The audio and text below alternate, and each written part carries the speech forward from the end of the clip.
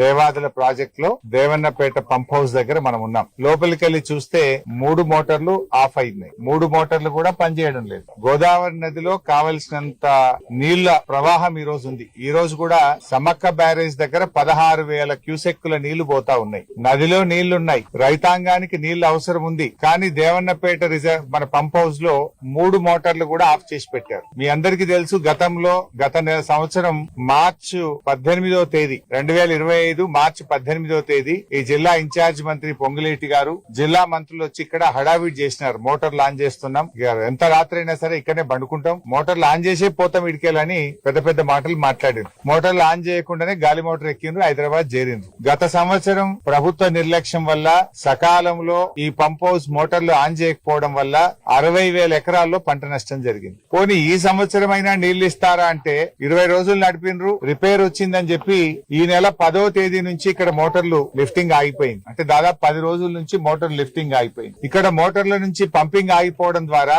అటు జనగామ జిల్లా, ఇటు పాలకుర్తి, ఇటు స్టేషన్ గన్పూర్, గండిరామారం రిజర్వాయర్ కు లిఫ్టింగ్ ఆగిపోయింది. ఇలా గండిరామారం లిఫ్ట్లు ఎందుకు నడుస్తలేవు అంటే వాటర్ లెవెల్ లేదు అంటున్నారు. ఇక్కడ మోటార్లు ఎందుకు నడుపుతలేరు అంటే ఆడ లెవెల్ ఫుల్ ఉన్నా సార్ అంటారు. మరి లెవెల్ ఫుల్ ఉంటే గండిరామారం లిఫ్ట్ పనిచేయాలి కదా. అక్కడనేమో నీళ్లు లేవు అని గండిరామారం తదితర లిఫ్ట్లన్నీ ఆఫ్ చేసినారు. ఇక్కడేమో మోటార్లు నడుస్తలేవు. అసలు విషయం ఏందో తెలుసుకుందామని చెప్పి మేము దేవన్నపేట పంప్ హౌస్ కు వస్తే రిపేర్ వచ్చింది సార్, మాకు సాఫ్ట్వేర్ ప్రాబ్లం వచ్చింది, మాకు మోటార్లలో ప్రాబ్లం వచ్చింది అని చెప్తున్నారు. గత సంవత్సరం మంత్రులు వచ్చి హడావిడిగా మేము థర్డ్ ఫేజ్, అసలు ఈ థర్డ్ ఫేజ్ చేసిందే బీఆర్ఎస్ పార్టీ. 99.5% పనులు బీఆర్ఎస్ పార్టీయే పూర్తి చేసింది.